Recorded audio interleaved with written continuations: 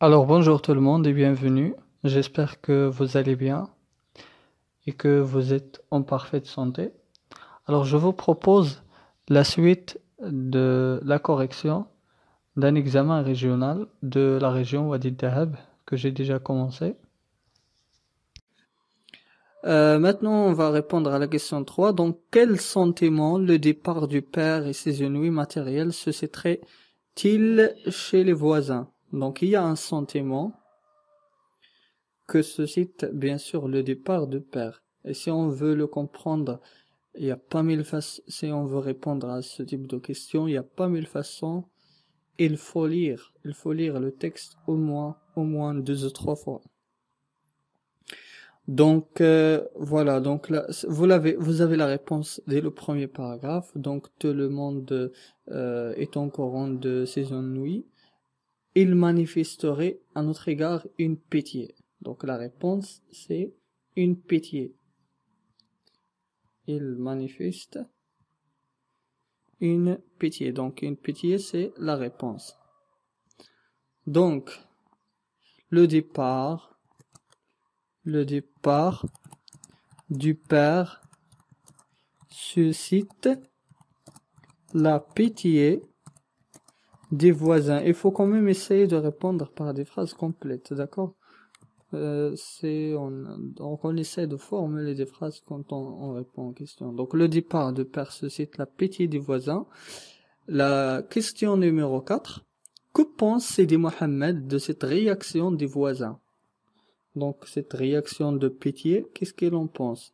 Il faut, je vous l'ai déjà dit plusieurs fois, pour ce type de questions, il y a pas mille façons. Il faut lire plusieurs fois le texte. Voilà. Donc le père, etc. c'est pas par là. Donc on va essayer quand même d'aller directement à la réponse. Comme ça, ce serait facile.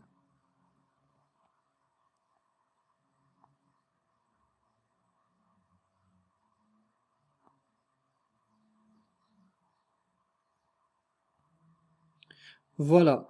À notre égard, une pitié ostentatoire, plus humiliante que le pire mépris. Donc, pour le narrateur, c'est le narrateur qui parle ici. Il dit que cette pitié, elle est humiliante. Donc, humiliante, c'est ça la réponse. Donc, pour Sidi Mohamed, cette pitié est humiliante. Pour le narrateur, cette pitié est humiliante. Voilà. Maintenant, la question numéro 5. Que représente le père pour Sidi Mohamed et sa mère? Donc, il est déjà mentionné dans le texte, on en a parlé tout à l'heure. On a dit le père dans une famille comme la nôtre représente une protection. D'accord? Son prestige moral, assurance, respectabilité, etc. La force. Donc tout ça, on en a dans le texte. Donc la réponse, c'est ce qu'on vient de dire. Normalement, on doit répondre par une phrase complète, mais vu que je n'ai pas suffisamment de place, je vais juste mentionner la réponse. D'accord? Donc la réponse, c'est la force, c'est la protection, et ainsi de suite. Si on mentionne juste les deux, c'est bon. C'est le bonheur, c'est tout ça. Donc le père représente tout ça. La question numéro 6. Relever dans le texte 4 mots appartenant au champ lexical du temps. Voilà, encore une fois, vous avez le champ lexical. Donc le champ lexical, ça se répète toujours dans les examens régionaux. Donc il faut prendre en considération cette leçon-là. Donc vous allez relever des mots appartenant au champ lexical de temps. Et il y en a plein dans presque tous les textes narratifs. Donc on va essayer de chercher quand même des exemples. Par exemple ici on a le soir, d'accord? Et on a la journée, d'accord? On a encore ce matin, le soir, la journée, ce matin, Il nous manque encore un. On n'est pas loin d'ici. Il est ici. Un mois. Donc on en a 4. Ce qui est demandé ici uniquement 4. Donc 4 mots de champ lexical de temps. Donc on a le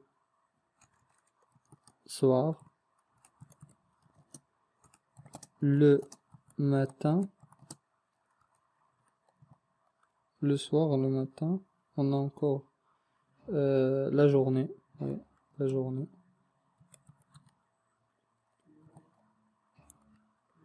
La journée. Et on a le mois. Donc ces 4 mots appartiennent au champ lexical de temps. Le soir, le matin, la journée, le mois. La question numéro 7 dans l'énoncé suivant. Un mois dure un mois, mon fils, mais pour nous, le mois à venir sera une éternité, c'est-à-dire il ne va jamais terminer. Donc, quelle figure de style employée ici? Vous avez constaté un mois, une éternité, c'est quand même une exagération. Il y a une exagération dans cette phrase. Donc, si on a une exagération, c'est ce que l'on appelle, c'est la figure de style que l'on appelle l'hyperbole. Donc, on appelle cette figure de style l'hyperbole. Que cherche la mère à montrer par cette réponse? Bien sûr, donc il parle d'un mois. Donc, c'est pour mettre en valeur, il cherche à mettre en valeur la durée d'un mois. Elle cherche à mettre en valeur la durée d'un mois ou bien du mois suivant, c'est-à-dire le mois pendant lequel le père sera absent, ou bien le mois dans lequel le père sera absent. Voilà, elle cherche à mettre en valeur la durée de mois dans lequel, ou bien pendant lequel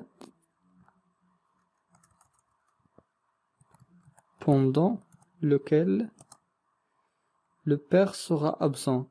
La question 8 maintenant. Relevez du texte les indices qui montrent que le temps s'écoule longuement pour Sidi Mohammed. Donc Sidi Mohammed, pour lui, donc le temps donc ça coule longuement. C'est lourd le temps pour lui.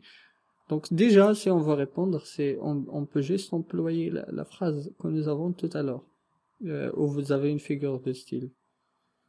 Ou bien, vous pouvez aussi employer cette question. Est-ce que c'est long un mois? Ça aussi, c'est correct. D'accord? Voilà. Elle lui dit, je te demande si un mois est long. D'accord? Ouais, on peut juste utiliser cette phrase. Je te demande si un mois est long.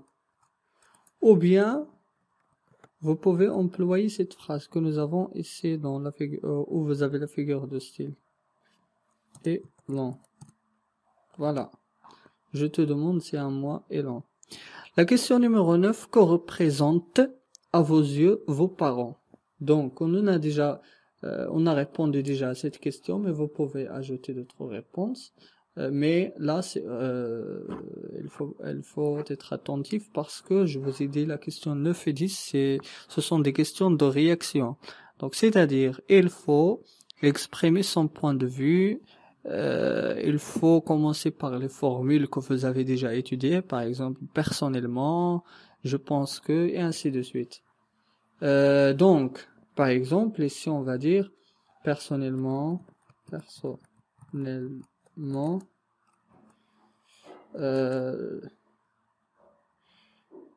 pour nous, ou bien nos parents nos parents représentent pour nous. Et vous mettez la réponse. Donc, les parents, c'est la protection. On en a déjà parlé. C'est la protection. Donc, vous parlez du rôle de père. Donc, la protection, c'est aussi le bonheur. C'est la paix. C'est la paix. Donc, l'éducation, ce sont des éducateurs, nos éducateurs. Donc, l'éducation, nos parents, ce sont eux qui nous ont éduqués. Et ainsi de suite. Donc, il y a plusieurs valeurs que vous pouvez mettre ici.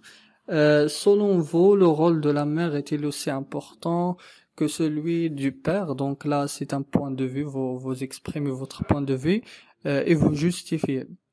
Donc, est-ce que c'est le rôle de la mère qui est le plus important ou bien celui du père qui est le plus important ou bien les deux, ils sont dans la même, ils ont la même valeur. Donc, vous allez juste exprimer chacun à son point de vue. Vous pouvez être pour ou vous pouvez être contre. Il faut juste justifier sa réponse pour avoir une bonne note. Voilà. Concernant la production écrite, vous avez un sujet. Certains jeunes suivent actuellement la mode et accordent beaucoup d'importance aux apparences, contrairement à d'autres qui préfèrent la simplicité et s'attachent aux traditions. Que préférez-vous? S'habiller à la mode ou porter les habits traditionnels? Justifiez votre point de vue par des arguments pertinents. Donc déjà la consigne ici elle est claire, mais comme je vous ai déjà dit plusieurs fois, il faut lire, il faut répéter le sujet de production écrite, il faut répéter la consigne plusieurs fois. Il faut la lire plusieurs fois, surtout si on a un petit flou, si on n'a pas compris dès le départ pour qu'on ne soit pas hors sujet. Donc il faut lire la consigne plusieurs fois pour bien comprendre ce que je dois faire. Donc ici, si on cherche les mots-clés pour bien comprendre, donc on a la mode et on a les apparences. Les apparences, c'est par exemple les habits, tout ça, tout ce qui se voit physiquement. On a aussi la simplicité et la tradition. Donc la mode, contrairement à la tradition, qu'est-ce que vous préférez?